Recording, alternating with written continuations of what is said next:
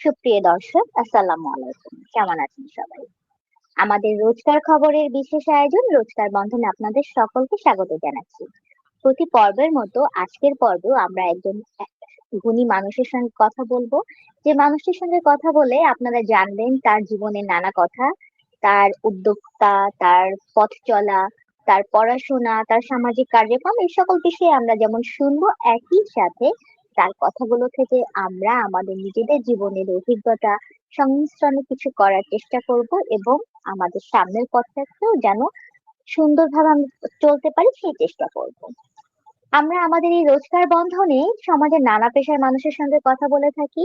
কথা বলি সমাজের সুবিধা বঞ্চিত মানুষদের জন্য, কথা বলি সামাজিক মানবিক বিভিন্ন কার্যক্রমের জন্য, কথা বলি উদ্যোক্তাদের পথ চলা, কথা বলি নানা প্রসঙ্গে নানা ধরনের। তো আজকে আমরা এমন একজন মানুষের সঙ্গে কথা বলবো, তার সঙ্গে কথা বলতে বলতে আমরা জানবো নানান বিষয়ে নানান কথা। তো আমি আজকে আমাদের সেই অতিথির কাছে চলে যাচ্ছি। আজ আমাদের সাথে রয়েছেন একজন আপু যার নাম সুরাইয়া খানম রত্না, এবং তার বাকি পরিচয়টুকু আমরা তার মুখ থেকে শুনবো। চলে যাচ্ছি আমাদের আজকের অতিথি রত্না আপুর কাছে। আপু, আসসালামু আলাইকুম, কেমন আছেন আপনি? ওয়ালাইকুম আসসালাম। কি অবস্থা আপু, কেমন আছেন?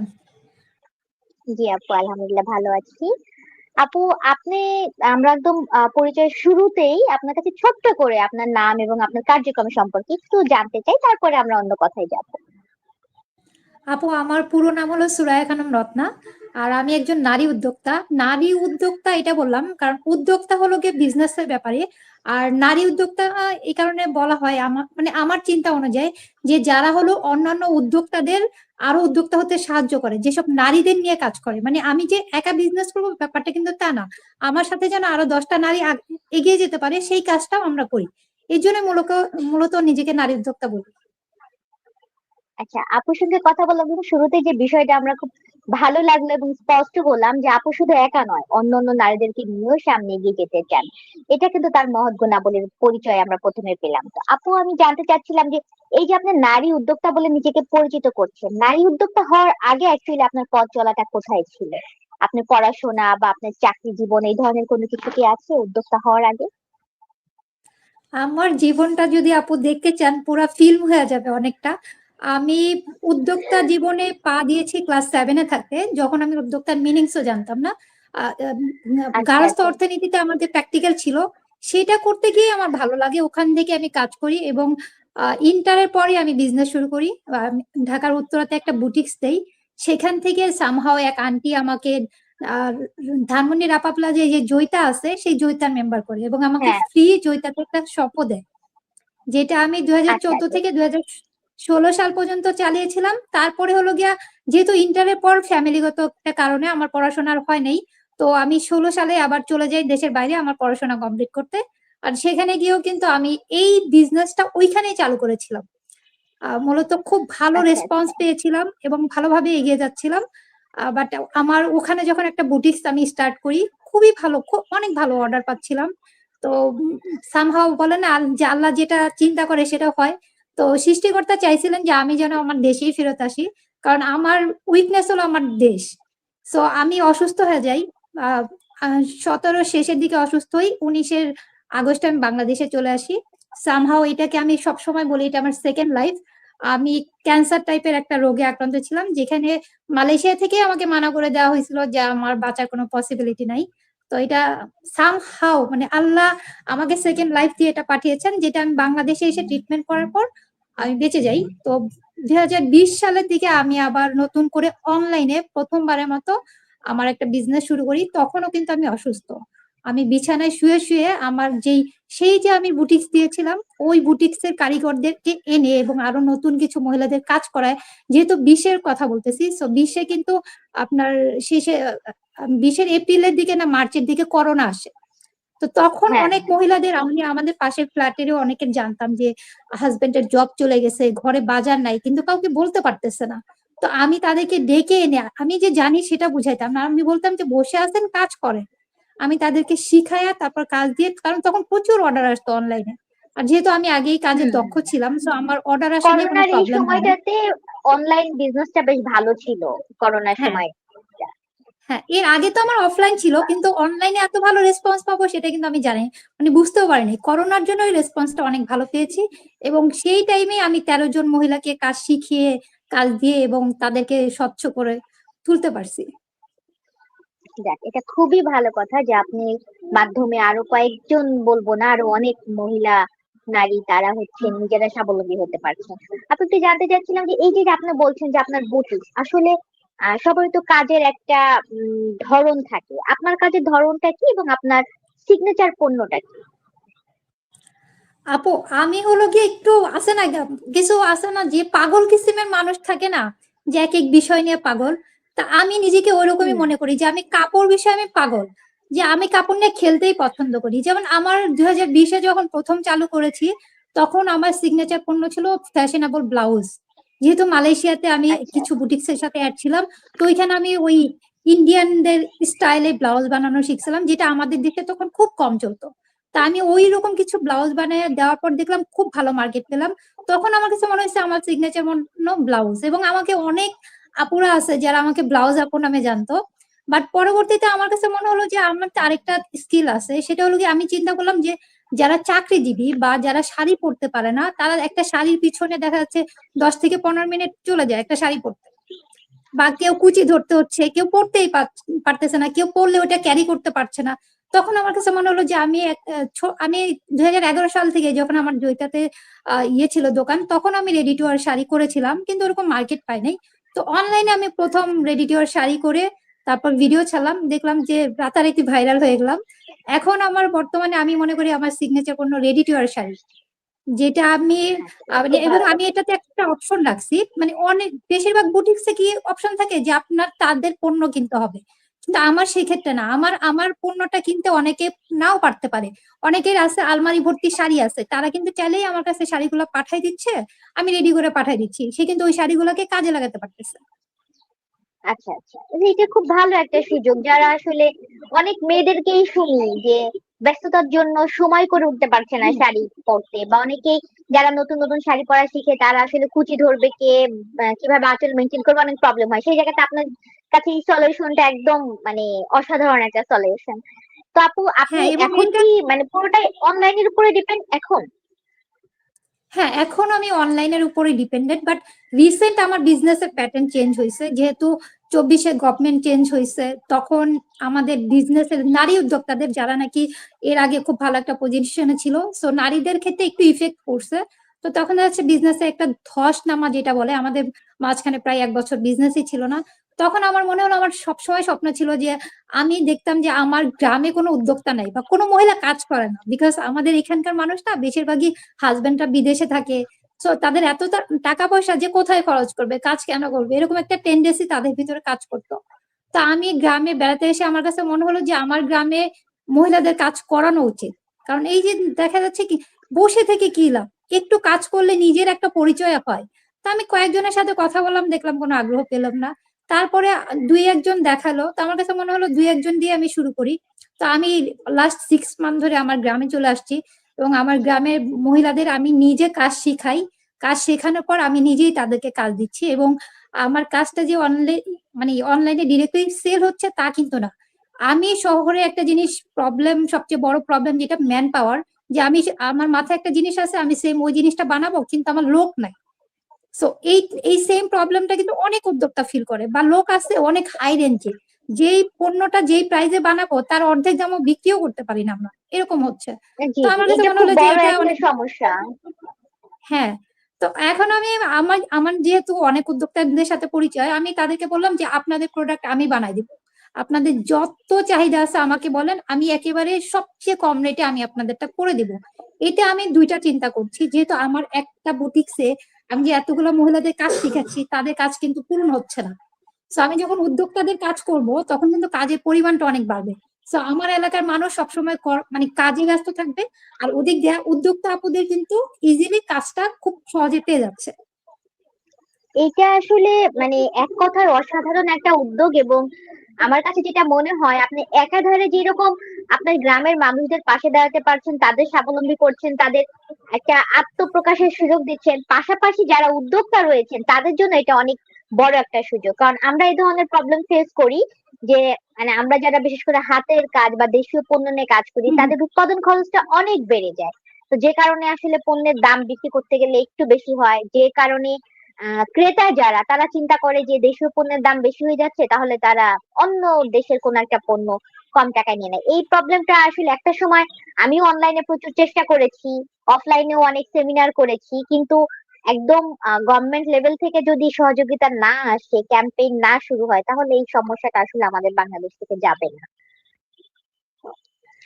আসলেই আপু যাবে আপনার না, কাছে আমার পসিবল না। আরেকটা হ্যাঁ, হ্যাঁ, আপনার কাছে আমার আরেকটা প্রশ্ন। আপনি কিছুক্ষণ আগেই বললেন রাজনৈতিক পরিস্থিতি, তো আমি একটু এখানে আপনার কাছে প্রশ্ন রাখতে চাচ্ছি। আমরা সকলেই জানি যে লাস্ট 2024-এ যে একটা মানে কি বলবো, সিচুয়েশনটার নাম কি নামে ডাকবো আমি জানি না, যাই হোক, যে গভর্নমেন্ট চেঞ্জ হলো একটা বাংলাদেশে। কেউ বলছে আন্দোলন হলো, কেউ বৈষম্য বিরোধী আন্দোলন করলো। এই জায়গাতে আমি রাজনৈতিক প্রেক্ষাপটটাকে একটু সাইডে রেখে আপনার আমার মতো যারা নারী উদ্যোক্তা রয়েছে, আমাদের এই উদ্যোক্তার উপরে ঠিক মানে আমাদের কার্যক্রমের উপর ঠিক কতটা প্রভাব পড়েছে বলে আপনি মনে করেন? আম, আমি মনে করব অনেক অনেক বড় একটা প্রভাব পড়ছে। যদি আমি পার্সেন্টেজে যাই তাহলে 80% প্রভাব পড়ছে। বিকজ আমি লাস্ট গভর্নমেন্টের সাথেই আমরা কিন্তু নারী উদ্যোক্তাদের নিয়ে কাজ করেছি, এবং আমি দেখেছি একদম রুট লেভেলে নেমে আমরা কাজ করেছি। আমরা কিন্তু তখন কাজের সময় কোনোদিন কার রাজনৈতিক পরিচয় কি বা কে কি চিন্তা করছে এই বিষয়টা আমরা মাথায় আনি নাই, বা ওই জিনিসটা নিয়ে আমরা কাজ করি নাই। আর বর্তমানে লাস্ট 18 মাস তো কোনো গভর্নমেন্ট ছিল না, তো এটা নিয়ে কোনো কমেন্ট করার কোনো দরকার নেই। আর যেটা নতুন সরকার আসছে দেখা যাক। তারপরও যেহেতু উদ্যোক্তা, আইসিটি ডিপার্টমেন্টে আমরা কাজ করেছি উদ্যোক্তা নিয়ে, তো আমরা উদ্যোক্তাদের কোথায় কি হচ্ছে না হচ্ছে খবরাখবর গুলো রাখছি, এসএমই থেকে শুরু করে সব জায়গায়। তো এখন যে জিনিসটা হচ্ছে, তারা না ফেস চিনে চিনে তারা তাদের মানে সবকিছু বেনিফিট গুলা দিচ্ছে, বা কোন ট্রেনিং গুলা কোথায় যাবে বা আদেও দিবে কিনা, এই জিনিসগুলো চিন্তা করছে তারা ফেস টিম, যেটা আগে হতো না। সো দেখা যাক এখন যারা আগে আগের গভর্নমেন্টের পক্ষের বা আগের গভর্নমেন্টের সাথে কাজ করছে, দেখা যাচ্ছে আপনি আগের গভর্নমেন্টের সাথে কাজ করছেন কিন্তু আপনি কোনো রাজনীতিই করেন না। বাট আমাদের তো নর্মালি যারা বিজনেস করে, যেই সরকার আসবে সেই সরকারের সাথেই কাজ, সিম্পল ব্যাপার। আমরা তো সরকার ফালাইয়া কোথাও যেতে পারবো না। এখন বিএনপি আসছে, অবশ্যই আমাদের বিএনপির সাথেই কাজ করতে হবে। কিন্তু দেখা যাচ্ছে কিছু মানুষ আছে কোনোদিন রাজনীতিও করে নাই, কিন্তু আগের গভর্নমেন্টের বিভিন্ন প্রোগ্রামে নারী উদ্যোক্তাদের বড় বড় সেমিনারে তাদেরকে দেখছে, তাদেরকে এক সাইড করে ফেলে দিচ্ছে। অথচ আপনি নারীদের যদি পুরো মোড় ঘুরানো একটা ব্যাপার বলেন, সেটা কিন্তু করোনা থেকে স্টার্ট হয়েছে।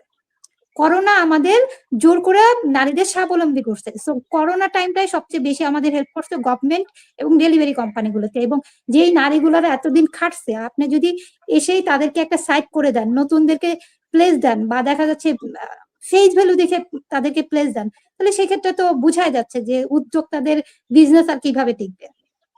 আর এখানে আরেকটা এটা কথা আছে আসলে আপু, অনেক বড় একটা কথা। উদ্যোক্তা এবং ব্যবসায়ী দুইটা কিন্তু আলাদা জিনিস।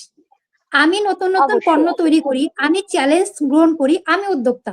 কিন্তু আমার হাজবেন্ডের টাকা আছে, আমার বাবার টাকা আছে, ব্যাংকে আমার বুড়ি বুড়ি টাকা আছে, আমি একটা জায়গা থেকে থ্রি পিস এনে শাড়ি এনে বিক্রি করতেছি, আমি উদ্যোক্তা না। তো বর্তমানে এই জিনিসটা বেশি বেড়ে গেছে, ব্যবসায়ী বেড়ে গেছে। আপু, আপনার কার্যক্রম আমার যতটুকু শুনলাম সেই জায়গা থেকে, যদিও এটা আসলে প্রোগ্রাম প্রাসঙ্গিক না, তারপর আমার তো বলতে ইচ্ছে করছে যে দুটো বিষয় এই মুহূর্তে মাথায় আসছে। একটা হচ্ছে যে দেশীয় পণ্যের উৎপাদন খরচটা আমাদের অনেক বেশি, যে কারণে হুম, ক্রেতারা যারা তারা হচ্ছে একটু দেখা যায় ইন্ডিয়ান একটা থ্রি পিসের তুলনায় বাংলাদেশের থ্রি পিসের দাম বেশি। আড়ং-এ ঢুকলেই আপনি 4,000-এর নিচে ভালো কোনো থ্রি পিস পাবেন না, কিন্তু দেখা যাচ্ছে ইন্ডিয়ান একটা থ্রি পিস 1500-2000-এর মধ্যে পেয়ে যাচ্ছে। আবার এই যে যারা উদ্যোক্তা এবং ব্যবসায়ীর পার্থক্যটা বুঝে না, আহ, এবং দেখা যাচ্ছে যে উদ্যোক্তা আসলে বিভিন্ন অনুদান বলি বা বিভিন্ন সহযোগিতা বলি কাদের পাওয়া উচিত, যারা এটাকে কাজে লাগিয়ে আর নিজেকে এবং ডেভেলপ করবে, পাশাপাশি আমাদের মানে অর্থনীতিতে সাহায্য করবে। আপনি কিছুক্ষণ আগে যেটা বললেন যে স্বামীর টাকা বা বাবার টাকা দিয়ে কাজ করছে, তো এরাই কিন্তু ম্যাক্সিমাম আমার দেখা মতে এরা অনেক জায়গায় অনেক অনুদান পেয়ে যাচ্ছে, অনেক সহযোগিতা পেয়েছে। তো আমার মনে হয় যে আপনি যেহেতু সামাজিক ভাবে মানবিক ভাবে কাজ করছেন, আপনি এই দুটা সেক্টর নিয়ে যদি একটু জোরে সোরে কাজ করেন, যে এক হচ্ছে সহযোগিতা গুলো যেন রুট লেভেলে যারা রিয়েল উদ্যোক্তা তারা পান, আর দেশীয় পণ্যের উৎপাদন খরচের মানটা মানে টাকার পরিমাণটা যেন একটু কমে আসে। আমার মনে হয় এই কাজ দুটো আপনি বা আপনার মতো আরো যারা আছে তারা যদি শক্ত হাতে হ্যান্ডেল করে, অনেক উদ্যোক্তা, অনেক মানুষ, অনেক বাঙালি নারী আবার ঘুরে দাঁড়াতে পারবে। হ্যাঁ আপু, এখানে একটাই বিষয় আছে যে আমাদের হাতে যে জিনিসটা নাই, এই যে বললেন না আমাদের পণ্য বানাইতে খরচ বেশি হয়, তাই আমরা যে এক্সেসরিজ গুলা, যেমন আমি বুটিক্স নিয়ে কাজ করি, আমি বুটিক্স এর কথা বলি, আমাদের যে এক্সেসরিজ গুলা থাকে আমাদের বাংলাদেশ গার্মেন্টস সেক্টরের দিকে অনেক হাই, বাট তারপর বাংলাদেশের গার্মেন্টস এর ভালো ভালো জিনিস বানানোর পর ওগুলো কিন্তু সব সাপ্লাই হয়ে যায়, আমাদের জন্য থাকে না, আমরা কিন্তু সেই জিনিসগুলো পাই না। বিশেষ করে আমি যেটা জানি, আমি লেস নিয়ে কাজ করছি, যে অনেক সুন্দর সুন্দর যে লেস গুলা যেগুলো চায়না থেকে আসতেছে, সো চায়না থেকে যে লেসটা আসতেছে ওই লেসটা আমার দেশেই তৈরি হচ্ছে, কিন্তু আমি পাচ্ছি না, ওটা চায়নাতে যাচ্ছে, তারপর চায়না থেকে আবার কিনে আমাদের দেশে আনতেছে। তো সেক্ষেত্রে আপনি নিজেই চিন্তা করেন, আমাদের অনেক ম্যাটেরিয়ালস বুটিক্স এর যখন আমরা সিল্কের দিকে যাই বা অন্যান্য খাদি বা তাঁত ম্যাটেরিয়াল ছাড়া বা কিছু ম্যাটেরিয়াল ছাড়া যখন অন্য ম্যাটেরিয়াল আমরা পারচেস করি, তখন কিন্তু দেশের বাইরেরটাই হচ্ছে। সো রাজনৈতিক অবস্থা যখন উত্থান পতন থাকে না, তখন এই জিনিসগুলোর রেঞ্জ অনেক হাই হয়। যেমন আগে আমি সিম্পল ব্যাপার, একটা শাড়ি কিনতে গেলেও খুব কম কস্টিং এ পারতাম, এখন পারি না। বা একটা ড্রেস কাস্টমাইজ অর্ডার করছে, ওটার ম্যাটেরিয়াল কিনতে গেলে আমার হয়ে যেত, ম্যাটেরিয়ালস প্লাস আমার মজুরি নিয়ে ভালো একটা বেনিফিট থাকতো। এখন ভালো বেনিফিট তো দূরের কথা, আমার কস্ট উঠাইতে আমার দফা ঠান্ডা হয়ে যায়, বিকজ কাপড়ের রেঞ্জ অনেক হাই। থ্রেড যেটা সুতা, আমরা যে সেলাই করি, সুতার রেঞ্জ অনেক হাই। আগে আমরা যে কলারে ফিউজিং দিতাম, ফিউজিং এর রেঞ্জ অনেক হাই, বিকজ এগুলো সবই বাইরে থেকে এক্সপোর্ট করে আসতেছে। তো এই সেক্টরটা আমরা পারবো না, আমরা হয়তো কোনটা পারবো। নর্মাল পেস্টিং এর দাম, টেলারিং এর কাজ যেহেতু করেন, পেস্টিং এর দামটা তো আগে যেটা হচ্ছে 20 টাকা গজ কেনা হতো, এখন মেবি সেই পেস্টিংটা 35 টাকা গজ হয়েছে। So hi. আমাদের এখানে 40 টাকা। আমি তো রোল কিনি। আচ্ছা, আমিও আমি আমি হলো গিয়ে গত বছরও আপনি মনে হয় রোল আপনার কিনে যদি 40 টাকা গজ কিনেন, সেটা তো অনেক বেশি। আমরা যখন পাইকারি হিসেবে গজ কিনতে যাই তখনই আমাদেরকে 35 টাকা দিতে হচ্ছে। তাহলে আপনি আবার হ্যাঁ, সেটা রোল হিসেবে 40 টাকা কিনছেন, তার মানে স্থান ভেদে কিন্তু এটা আবার কস্টিং আরো হ্যাঁ, বাড়তেছে। আরো বাড়তেছে। যেমন আমরা যখন রোল কিনতাম, আমি রোল কিনতাম 1200 টাকা, এবার আমি রোল কিনে নিয়ে আসছি 1600 টাকা, অথচ আমার মজুরি কিন্তু আগের দামেই আছে। আমি আগে ইলাস্টিক কিনতাম 110 টাকা পাইকারি, এবার আমি ইলাস্টিক কিনছি 160 টাকা। সো বুঝছেন না, মানে আমাদের লসটা কিন্তু এই সাইডে হচ্ছে। আসলে উদ্যোক্তাদের এই কষ্টের জায়গাটা আসলে বলার মতো, মানে কোথায় বলবে এবং কে শুনবে, গুরুত্ব দিবে এবং এটা প্রপার কাজে লাগাবে আমি জানি না। কারণ অনেক উদ্যোক্তাদের সাথে কথা বলে আমি এই প্রবলেম গুলোই শুনতেছি, কিন্তু আমি জানি না যে আসলে এটা প্রপার সলিউশন কোথায় হবে। এটা প্রপার আপু সলিউশন কি আপনার আপু? কাছে দেশের অবস্থা যদি একটু নর্মাল হয়, এটার অবস্থা ভালো হবে, একটু নর্মাল হবে। যেমন আমাদের যাতায়াত খরচটাও কিন্তু কারিগর যখন আমার বাসায় আসে, আগে আসতো 5 টাকা দিয়ে, ধরেন অটোতে চলে আসতো, এখন 5 টাকা তো হয় না, এখন তো ভাড়া বাড়তি, রিক্সা আসলে রিক্সার ভাড়া বাড়তি, আপনার সব পাঁচ জায়গায় দাম টাকা বাড়ছে। কোথাও কোনো ভাড়া নাই, পাঁচ হ্যাঁ, টাকার কোনো ভাড়াই এই নেই। ভাড়াই নাই। সো এই জন্যই তো বললাম সবকিছু বাড়তি হয়েছে, কিন্তু আমাদের জিনিসগুলো কিন্তু আমরা এখনো বাড়তি করতে পারছি না, আমরা কিন্তু আগের রেঞ্জেই রাখছি। সো আমাদের সবচেয়ে এই মানে যে যদি কমাইতে বলেন, আমরা শুধু পারিশ্রমিকটা আমাদের একটু কম নিতে পারি, ওই দিক থেকে উদ্যোক্তাদের একটু হেল্প করতে পারি, যারা আমরা হলো গিয়া পাইকারি সেক্টরে বর্তমানে আছি। এই যে আপনি বললেন আপনি পারিশ্রমিক কম নিচ্ছেন, কিন্তু আপনি ধরেন আপনি নিজেও একজন ডিজাইনার, আপনি নিজে কাজ করছেন, নিজে ডিজাইন করছেন, আপনি আপনার জায়গা থেকে কম নিলেন, কিন্তু আপনারও তো কারিগর আছে, আপনি কি কারিগরদেরকে পারিশ্রমিক কম দিতে পারছেন? না, কারিগরদের দেওয়া যায় না, কারিগরদের কাজের একটা প্যাটার্ন আছে যে এই জিনিসের এই রেট থাকে।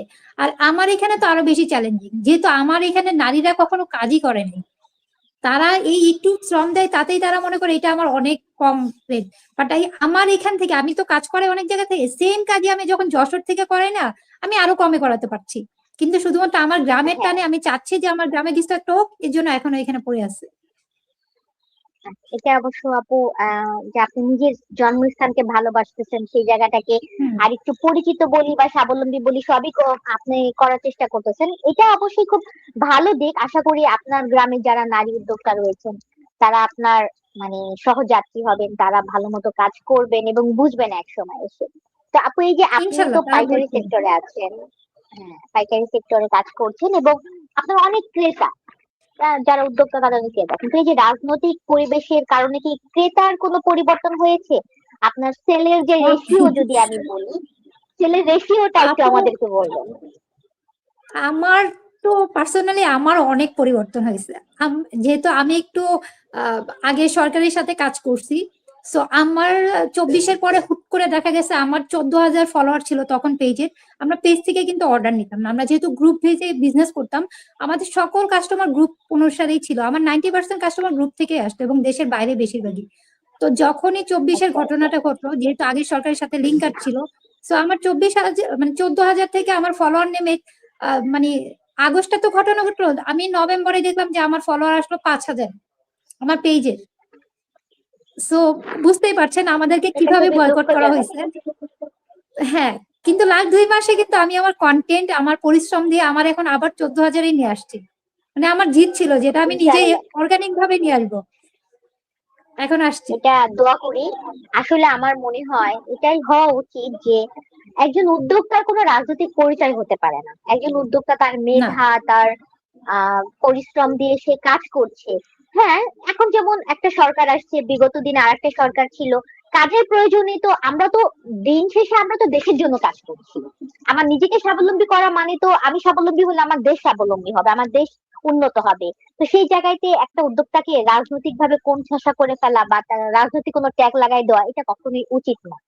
কিন্তু যেটা আমরা আসলে দেখেছি বিগত সিচুয়েশনে, যেহেতু সোশ্যাল মিডিয়ায় কাজ করতে হয়, সোশ্যাল মিডিয়াতে দেখেছি অনেকেই এরকম ভাবে নানান ধরনের নানান কথা বলা হচ্ছে। আপনিও হয়তো সেই ধরনের সোশ্যাল মিডিয়ার একটা শিকার হয়েছেন। তো আমার ব্যক্তিগত মতামত, যেটা করা উচিত না। আপনি তো ভুক্তভোগী, আপনি আমার থেকে আরো ভালো বলতে পারবেন। না আপু, একটা জিনিস কি, এই জিনিসগুলো না আমাদের এক একটা জিনিস শিক্ষা দেয়। যেমন আমি কখনোই যে কোনো জায়গায়, আমি আমার লাইফে অনেকগুলো ধাক্কা খাইছি। আমি প্রতিবার যখন ধাক্কা খাই আমি ওটাকে মানে কষ্ট হিসেবে, অনেকে বলে না বাস খাইছি, বাস হিসেবে নেয় না, আমি ওটাকে লিসেন হিসেবে নিই যে না আমার এখান থেকে কি কি আমি শিখলাম, যেন সামনের পরটা ওই জিনিসটা আমি মাথায় রেখে কাজ করব। আমার দরকার নেই এত মানে হিংস্রতা বা এতটা ইয়ে করার, বাট আমি ফেস গুলা পরিচিত মানে মাথায় রেখে দিব। কারণ 24-এর আগে আমার পজিশনটা এরকম ছিল, উদ্যোক্তাদের মাঝে গেলে আমাকে মনে হয় কলিজার ভিতরে ঢুকাই ফেলতো। আমি খুব মিশুক, তো তো আমাকে খুব ইজিলি আমি যে কারো কাছে চলে যেতে পারতাম। বাট এই জিনিসটা এখন মনে হয় লাস্ট 18 মাসে ভুলে গেছি, কিভাবে মানুষের সাথে কথা বলবো, কিভাবে মানুষের ভিতরে যাব। কারণ ওই ইচ্ছেটাই শেষ হয়ে গেছে, যখন দেখছি মিনিটের মধ্যে তারা ছুঁড়ে ফেল দিতে পারতেছে যে এই মেয়েকে ছুঁড়ে ফেলে দাও। এবং সবচেয়ে নোংরা ভাষা আমি মনে হয় উদ্যোক্তা হয়েছি এই কারণে আমাকে শুনতে হয়েছে লাস্ট 18 মাসে। রাজনৈতিক তো অনেক পরের এটা ব্যাপার আসছে, উদ্যোক্তা এটার জন্য অনেক বাজে কথা শুনতে হয়েছে আগস্টের পরপরই, অনেক বাজে, যেগুলো এখনো আছে। আমি স্ক্রিনশট দিয়ে রেখে দিচ্ছি, যেগুলো আমার ভবিষ্যতে পথ চলার জন্য আমার কাজে দিবে। অবশ্যই আপু, আমিও আপনার সাথে একমত। যে কোনো পরিস্থিতি মানুষকে আসলে শিক্ষা দেয়, শিক্ষাটা গ্রহণ করা উচিত। সেখান থেকে কি শিখলাম এটা আমার ভবিষ্যৎ জীবনে কাজে লাগবে। আপু, আরেকটু জানতে চাচ্ছিলাম, রাজনৈতিক বিষয়গুলো তো গেল, এটার প্রেক্ষিতে আপনার যে মানে কষ্ট, সেই বিষয়গুলো আপনি জানলেন। মানে আপনি কি মনে করেন যে এই যে নতুন সরকার আসছে, এই সরকার এসে আপনি কিছুক্ষণ আগে অবশ্য বলেছেন যে তারা মুখ চিনে চিনে কাজ করতে চাচ্ছে বা করছে, তো এই জায়গাতে আসলে নতুন সরকারের প্রতি অ্যাজ এ সাধারণ একজন উদ্যোক্তা হিসেবে আপনার কি প্রত্যাশা, আপনি কি চান? যেহেতু আগে সরকারের সাথে কাজ করেছেন, আপনার একটু অভিজ্ঞতা আছে, সেই বিষয়টা যদি একটু শেয়ার করতেন। আপু অ্যাকচুয়ালি কি, অনেস্টলি যদি বলি, এটা কোনো সরকার প্রধানের দোষই না। এখন যে আছেন আমাদের তারেক জিয়া, তার কিন্তু দোষী থাকবে না আমাদের উদ্যোক্তাদের কি দেওয়া হচ্ছে না দেওয়া হচ্ছে, কারণ কি এই জিনিসগুলো তার পর্যন্ত যায় না। যেহেতু আমি কাজ করেছি, তো আমরা জানি যে আমরা একটা জিনিসের প্রস্তুতি নিলে, একটা লিস্ট তৈরি করলে কিভাবে বাছাই করতাম, কি করতাম, এটা সম্পূর্ণ না এই যে উদ্যোক্তাদের যারা মেনটেন করে বা যাদের দায়িত্ব দেয়, ব্যাপারটা হলো তাদের উপর, মানে আমাদের উপর, আমরা যারা এগুলো নিয়ে কাজ করি। সো মেন সমস্যা আমাদের এই এই লেভেলে। এইটা এখন সরকারের কাছে হাজার বললেও ওই জিনিসটা ঠিক হবে না। আমরা বলি যে হ্যাঁ আমি চাই এটা হোক, আমি চাই এটা হোক, এই কথাগুলো অ্যাকচুয়ালি ব্যর্থ। তো এই এখন যারা ওই ওই পর্যায়ে থাকবে, তারা যাকে তেল মারতে পারবে, তেল বা বাটার বলি, ওই কাজগুলো তারাই পাবে এবং তারাই করবে, আমরা হাজার বললেও হবে না। আমাদের যাদেরকে হলো গিয়া গত সরকারের সাথে আমরা যারা কাজ করেছি তাদেরকে সিল মেরে আলাদা করে রাখবেই। সো আমরা আম, এটাই করতে পারি যে আমরা আমাদের ফেসবুক যেহেতু অনেক ভালো সুযোগ সুবিধা দিচ্ছে আমাদের, আমরা আমাদের কন্টেন্ট, আমাদের ভালো কাজের কোয়ালিটি দিয়ে আমরা দেশ এবং দেশের বাইরে ভালো কাস্টমার ধরতে পারি। আমাদের পরিশ্রম এবং নীতি যদি ঠিক থাকে, আমার মনে হয় সাধারণ মানুষ এবং দেশের যে ক্লায়েন্ট গুলো আছে তারাই আমাদেরকে উপরে উঠায় নেবে। এই জন্য কোনো গভর্নমেন্টের প্রয়োজনই পড়বে না। এটা অবশ্য অনেক মানে ভালো একটা কথা বলেছেন। এই প্রবলেম গুলো আসলে শুধু নারী উদ্যোক্তা সেক্টরটাই বলবো না, প্রতিটা সেক্টরেই এই প্রবলেম গুলো হচ্ছে। মানে আমার ইয়ে যে এজ এ সরকার প্রধানের কিন্তু আসলে এত কিছু জানার কথা না। সে যদি নিজেই সবকিছু জানেন, নিজেই সবকিছু টেক কেয়ার করতে যান, তাহলে তো তার অধীনস্থ এত লোকজন থাকার কথা না। তো যাই না, হোক, তার ওই এই পর্যন্ত প্রবলেম যাবেই গুলো না, তার ওই যতদিন পর্যন্ত যাই না এখন কিছু। এই প্রবলেম গুলো যতদিন সমাধান না হবে ততদিন যত যাই বলি না কেন, মানে আমরা সরকারকে দোষারোপ করব, কিন্তু সরকারের আর কোনো পরিবর্তন হবে না। যে সরকারই আসুক এই পরিবর্তন ধরনের হবে না। সমস্যাগুলো থেকেই যাবে। না, এই যে কথায় আপু কথায় এখন আমরা বলি না, আমরা না একটা কথা যোগ করি, কথায় কথায় আমরা সরকারের দোষ দিই না। আমি মনে করি এখানে কথায় কথায় সরকারের দোষ দেওয়া না, আমাদের মানুষের মধ্যেই প্রবলেম, আমাদের প্রত্যেকটা মানুষের মধ্যে প্রবলেম। আমরা হলো গিয়া একে তো যখন পাই সেটা যেই হোক, আজকে আপনি রাস্তার একটা ভিখারি সবচেয়ে ভালো মানুষ, ভিক্ষুককেও যদি একটা সুযোগ দেন সেই সুযোগের সদ্ব্যবহার করবেই। তো আমাদের চেঞ্জ হতে হবে, আমরা যদি একটু চেঞ্জ হই না তাহলে সমাজটা অনেক ভালো থাকবে, কিন্তু আমরা পারছি না। আসলেই মানে আমাদের মানসিকতাটা মানে পরিবর্তন খুব জরুরি। মানে আমরা শরীরে কোনো অসুখ বাসা বাঁধলে ডক্টরের কাছে যাই, তা আমাদের মানসিকতা পরিবর্তনের জন্য যদি কোনো ডাক্তার থাকতো আমার মনে হয় সেটা খুব ভালো হতো। আর একজন উদ্যোক্তা হিসেবে আরেকটা প্রশ্ন আপনার কাছে রাখতে চাচ্ছি আপু। এই যে অনেক উদ্যোক্তা যারা মানে সোশ্যাল মিডিয়ায় এসে, আমি বিশেষ করে আমি গত 2 বছরের কথাই বলি, যে উদ্যোক্তারা নিজেদের কাজকে মানে ধরেন আমি শাড়ি বিক্রি করি, আমার শাড়ি আছে, আমি শাড়ি বিক্রি করার কথা, আমার শাড়ির কোয়ালিটি, আমার শাড়ির ডিজাইন এগুলো নিয়ে কথা না বলে আমি রাজনীতির বিষয় নিয়ে কথা বলছি। আমি কোন উদ্যোক্তা কি করছে তার কমেন্টে যে মানে ভাষা উচ্চারণ করতে পারবো না, নোংরা ভাষায় কথা বলে আসতেছি। একজন উদ্যোক্তা হিসেবে কি আসলে আরেকজন উদ্যোক্তাকে এভাবে বলা যায়? সর্বোপরি একজন মানুষ হিসেবে কি আসলে সোশ্যাল মিডিয়ায় এরকম ভাবে নোংরা ভাষা ব্যবহার করা যায়? আপু অনেস্টলি যদি আমি আপনাকে একটা কোশ্চেন করি, এই যে রাজনীতিক পরিবেশে এই যে স্লাইংসটা বা খারাপ ভাষাটা, আমার মনে হয় না, আমি অ্যাকচুয়ালি দেখি নাই, মানে এই 24-এর আগে কখনোই দেখিনি। আপনি কি দেখেছিলেন? সো এইটা না এই 24-এর ভিতরে আসলে চোখে সূক্ষ্মভাবে পড়েনি, ঢুকিয়ে দেওয়া আমি হয়েছে। ইদানিং ফেসবুকে ঢুকতে পারি না। হ্যাঁ, সো আমি ছোট থেকে বড় হয়েছি, কখনো বাজে ভাষা শুনে বড় হইনি, মানে আমি শুনিনি। সো এখন দেখা যাচ্ছে কি এইটা না পান্তা ভাত হয়ে গেছে। আপনি শুধু উদ্যোক্তা না, আপনি স্টুডেন্ট, আপনার টিচারকেও আপনার সর্বোচ্চ খারাপ কথা বলতে আপনার একদম মানে মুখে তো বাজা দূরের কথা, আপনি বলার পর ওটা প্রাউড ফিল করতেছেন। সো এই যে একটা এটা অ্যাকচুয়ালি কি সবার মাঝে না, এটা একটা জেনারেশন এটাকে বিল্ড আপ করছে। এই জেন জি জেনারেশন যেটা বলি, ওরা হলো কি এটাকে এস্টাবলিশ করছে, এবং ওটা তারপরে অটোমেটিকলি বলে না একটা ছোঁয়াছি জিনিসের মতো, ওইটা তারপর ওভার এইজের ভিতরেও চলে গেছে, নবীনদের ভিতরে, প্রবীণদের ভিতরে, সবার ভিতরে চলে গেছে, এখন সবাই এটাতে অভ্যস্ত হয়ে গেছে। যেটা অ্যাকচুয়ালি আমি কখনোই মনে করি না এটা ঠিক। আমি এটাকে সাপোর্টও করি না। আম, আর রাজনৈতিক মতভেদ প্রত্যেকটা মানুষের থাকা উচিত। আরেকটা জিনিস আমি খুব কঠোরভাবে মনে করি, এই যে মানুষ যে বলে আমি নিরপেক্ষ, আমি কোনো দল করি না, আপু এই কথাটা কিন্তু ঠিক না। সো প্রত্যেকটা মানুষের একটা চয়েস থাকবে, তার নিজস্ব একটা যদি মতামত না থাকে তাহলে তো সে হলো গিয়ে পানির মতো, যেই পাত্রে রাখবে ওই পাত্রে ধারণ করবে। আর এই ধরনের মানুষই মানে সমাজের ক্ষতি করবে। আপনার রাজনৈতিক আপু চিন্তা বা যে এখানে কোনো চিন্তা আপনার এক সাইডে রাখুন। বলেন। এখানে আমি একটু যুক্ত করি, আপনি যে কথাটা বললেন যে নিরপেক্ষ মানুষ হতে পারে না। তো এই যে এই জায়গাটায় আসলে ধরেন আপনার ভালোটাকে আমি ভালো বলতেছি, কিন্তু যখনই আপনার হুম, ভালোটাকে আমি ভালো বলতেছি তখনই তো আশেপাশে যারা আছে তারা আমাকে খারাপ ল্যাঙ্গুয়েজ দিয়ে, আপনার দোসর বা ইত্যাদি ইত্যাদি এই ধরনের কথাগুলো দিয়ে আমাকে আক্রমণ করছে। তো এই যে হ্যাঁ, ভালোকে কি তাহলে ভালো বলা যাবে না, বা খারাপকে কি সরাসরি খারাপ বলা যাবে না? বিষয়টা কি তাহলে আমরা এমন ভাবে মানে এস্টাবলিশ করতে যাচ্ছি? না এইটা তো ওই যে বললাম আমাদেরই সমস্যা। বাট ভালোকে ভালো বলার, খারাপকে খারাপ বলার গার্ডস আপনাকে তৈরি করতে হবে।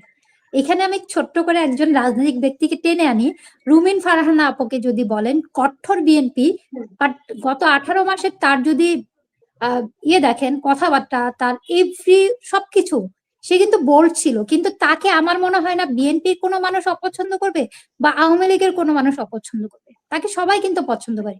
ঠিক আছে, বিএনপি সামহাও তাকে একটা সাইড করছে, বাট তাকে পছন্দ করে। সো আর আমরা সাধারণ মানুষ যেখানে আমাদের কথা বললে আমাদের ক্ষতি হবে বা সামথিং, ওইখানে আমরা স্কিপ থাকি। ওখানে আমার তো বলার, আরেকজনকে খুশি করার জন্য খারাপ ভাষায় কিছু বলার দরকার নেই। আর বিজনেস আমার মতে এই যে, যেমন আমি কখনোই আমার পেজে কোনোদিন, আমার পেজে কোনো রাজনৈতিক পোস্ট আপনি একটা অক্ষরও পাবেন না। যে এটা আমার বিজনেস প্ল্যাটফর্ম, এখানে আমাকে যারা চিনতেছে অনলি আমি এই কাজটা করি, আমাকে এই কাজের মাধ্যমে চিনেন।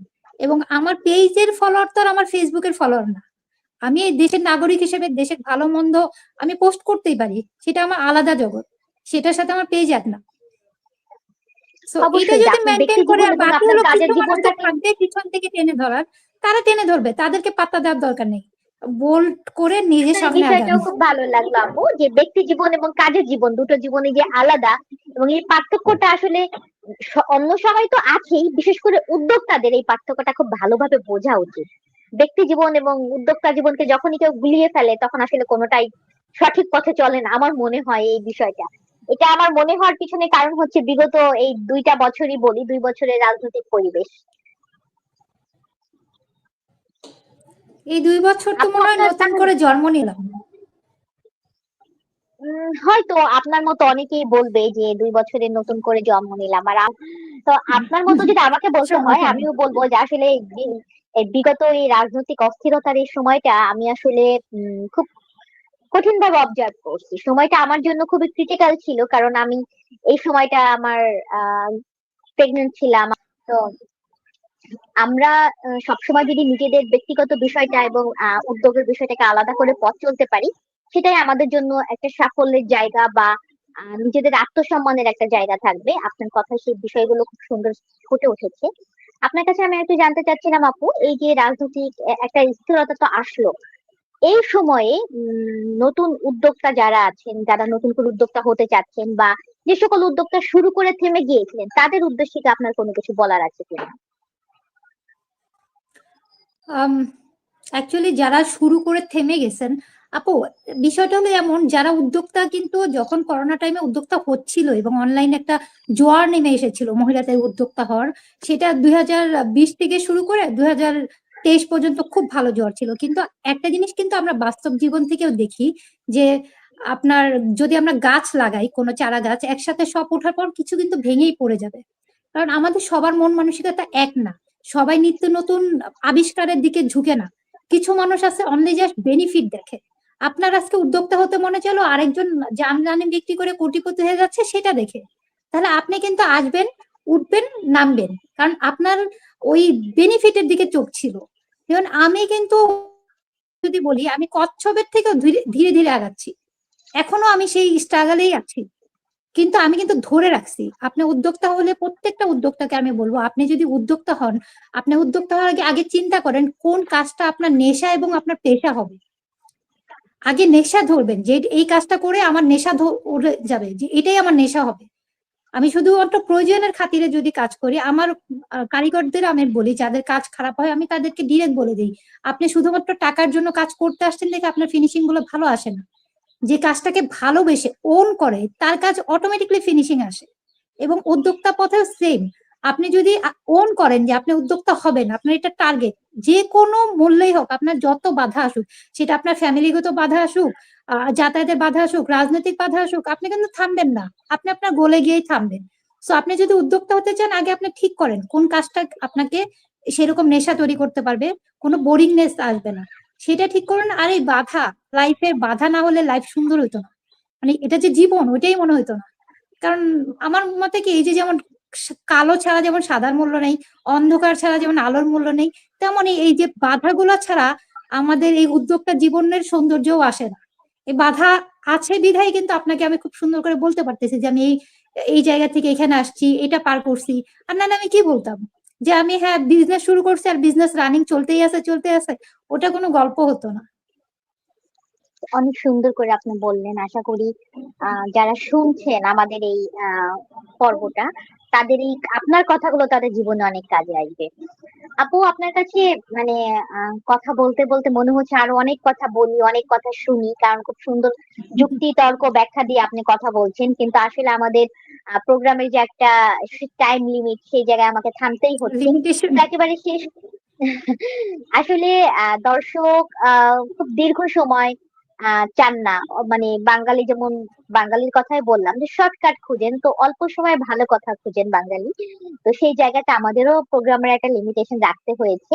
তো যাই হোক, আপনার কাছে আমার একদম শেষ সময়ে এসে একটা কোশ্চেন থাকবে যে আপনি এই যে আপনি অলরেডি আপনার জন্মস্থানে আপনি কাজ শুরু করছেন, সেখানে আর নারী উদ্যোক্তা তৈরি করছেন বা তাদেরকে স্বাবলম্বী করার চেষ্টা করছেন। এই যে নিজের জন্মস্থান মানে বাংলাদেশের মধ্যে একটা গণ্ডি, এই গণ্ডিটা কি একদম সারা বাংলাদেশে ছড়িয়ে যাওয়া বা আরো আম, মানবিক কোনো কার্যক্রমের সাথে নিজেকে জড়িয়ে নেওয়ার সম্ভাবনা ভবিষ্যতে আছে? হ্যাঁ আপু, এটা তো আমার শুধু ভবিষ্যতে না, আমি এখনো কিন্তু এটা চেষ্টা করছি।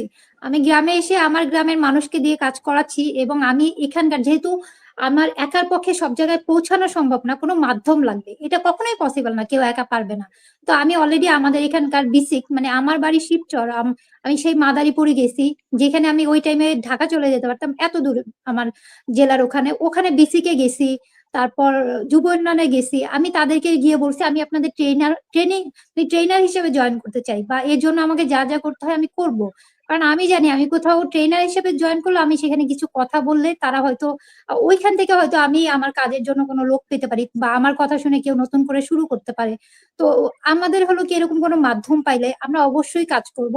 আর আমি অলরেডি তাও চেষ্টা করছি যে আমার যশোরে যেহেতু এর আগে টিম ছিল, আমি তাদের সাথে আবার যোগাযোগ করতেছি যে তোমরা একটা টিম রেডি করো, কাজের ব্যবস্থা আমি করব। কারণ আমি এতটুকু জানি যে যশোরের মানুষ প্রচুর পরিশ্রমী, ওরা যদি লাইন ধরে, ওখান থেকেও যদি কেউ উদ্যোক্তা হয়, মানে অনলাইনে ব্যাপারটা কেউ কন্ট্রোল করতে পারে, তারা উদ্যোক্তা হয়ে যেতে পারবে, তারা এমনিতেই কাজ পারবে। আর আমি আমার এখানেও বলি যে আপনারা আমার কাজ করছেন, আমি কদিন থাকবো, আমি হয়তো একটা সময় এখান থেকে শিফটও হইতে পারি। সো আপনারা আমার উপর 100% ডিপেন্ডেন্ট হবেন না যে সারা জীবন আমার কাজ কেন করবেন। একটা সময় আসবে আপনার কাজ অন্য মানুষ করবে। সো আপনি ওইরকম নিজেকে লিডারশিপ হওয়ার মতো তৈরি করেন। আমি 100% তাদেরকে ট্রাই করি যে ওইটা তৈরি করতে, তাদের ডেকে ডেকে মাঝে মাঝে দেখাই কিভাবে অনলাইনে পেজ খুলতে হবে, বা কিভাবে আমি পোস্ট দিচ্ছি। এবং আমার কারিগররা কিন্তু, আমি যে প্যাকেট করি, আমার প্রাইজিং এভরিথিং আমি তাদেরকে দেখাই যে আমি কিভাবে প্রাইজিংটা করতেছি, যেন তারা শিখে। আমি চাচ্ছি যে এখান থেকেই উদ্যোক্তা হোক, তাহলে একটা সময় বলতে পারবে যে অ্যাটলিস্ট আমি এতটুকু শান্তি পাবো যে কেউ একজন বলতেছে আজকে রত্নার জন্য আমি উদ্যোক্তা হয়ে আমি ভালো একটা পর্যায়ে আসছি, বা নিজের একটা পরিচয় তৈরি করতে পারছি, ওটাই আমার জন্য পাওয়া হবে। অনেক সুন্দর কথা বলেছেন আপু। আমার আসলে আপনার সাথে কথা বলে খুবই ভালো লাগলো। এই ধরনের চিন্তা ভাবনা আমাদের প্রতিটা মানুষের হওয়া উচিত। আপু, আমরা আপনার সাথে আবারও কথা বলবো যদি আপনি আপনার ব্যস্ত সময়ের মধ্যে থেকে আমাদের জন্য একটু সময় বের করে দিতে পারেন। ভবিষ্যতে ইনশাল্লাহ আপনার সাথে আবারও কথা বলবো। ইনশাল্লাহ, আর ইনশাল্লাহ। একদম শেষ, আপু আপনাকেও হ্যাঁ, আমার শেষ অনেক ভালো মুহূর্তে লাগছে, আমি অবশ্যই এই সামনে আবার আসবো। খুবই ভালো লাগলো আপু। আমাদের দুজনের ছোট্ট একটি মিল আছে, আমরা দুজনে কিন্তু ঝড় ঝাপটা যত যাই হোক সবকিছু উথাল পাথাল হয়ে যাচ্ছে, কিন্তু দেশীয় পণ্য নিয়ে কাজ করা, দেশের সম্মানকে টিকিয়ে রাখার জন্য আমরা একসাথে কাজ করছি ইনশাল্লাহ। আমাদের ইনশাল্লাহ। রোজকার খবরের যারা দর্শক তাদের উদ্দেশ্যে আপনি ছোট্ট করে কথা বললে আমরা আজকে শেষ করে দিতে চাচ্ছি। সকল দর্শককেই বলবো যে আপনার কাছে যদি এতটুকু সময় এক্সট্রা থাকে, আমরা কিন্তু ফোনে অনেক টাইম ব্যয় করি বা গসিপে অনেকটা সময় বের করি। মানুষ যদি এই গসিপ এবং ফোনটাকে একটা সাইডে রেখে ওই সময়টাকে একটু কাজে লাগায়, তাহলে কিন্তু সে তার নিজের পরিচয় তৈরি করতে পারে। আপনার হাজবেন্ডের, আপনার বাবার, আপনার নিজে এর কোনো না কোনো ভাবে পাওয়া অনেক টাকা পয়সা থাকতে পারে, কিন্তু সেটা আপনার পরিচয় না। আমি অবশ্যই বলবো যে নিজে একজন নারী উদ্যোক্তা, আপনি যে কোনো কাজ করুন, উদ্যোক্তা হতে হবে সেটা কিন্তু কথা না, যে কোনো কাজ করুন, বাট আপনার সময়টাকে আপনি কাজে লাগান। সমাজের কোনো একটা জায়গাতে নিজের একটা অবদান রাখুন। সেটা আর কেউ না যোগ, আপনি নিজে কিন্তু জানবেন যে আমি এই কাজটা করছি, বা আমার এই কাজের জন্য আজকে এটা হচ্ছে। এইটা, এই চিন্তাটা যে কি পরিমাণ শান্তি দেয় সেটা আপনি করলেই বুঝবেন। সো এইটুকুই সকল আপুদের কাছে রিকোয়েস্ট থাকবে, আপুরা আপনাদের এক্সট্রা টাইমটা গসিপিং এবং শুধুমাত্র বিনোদনের জায়গা থেকে সরিয়ে অবশ্যই এই দুইটা অবশ্যই করবেন, এটারও দরকার আছে, সাথে কিছু করার চেষ্টা করেন। আপনার চেষ্টাই আপনাকে সাফল্যের দিকে নিয়ে যাবে। অনেক ধন্যবাদ আপু।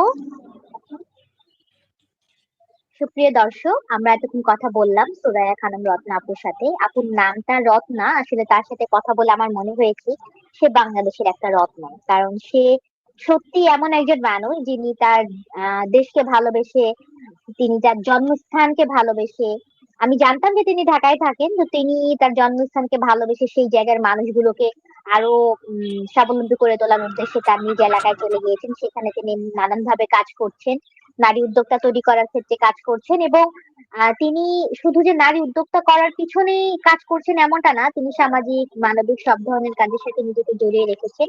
আমরা তার জন্য অনেক অনেক শুভকামনা রাখি। আমরা তার কথাগুলো শুনে অবশ্যই ইন্সপায়ার হব এবং আবার আগামী কোনো পর্বে আরো কোনো গুণীজনকে নিয়ে আপনাদের সামনে হাজির হব। ততক্ষণ পর্যন্ত সকলে ভালো থাকুন, সুস্থ থাকুন। আবার দেখা হবে। ধন্যবাদ। আল্লাহ হাফেজ, সবাইকে ভালো থাকবেন।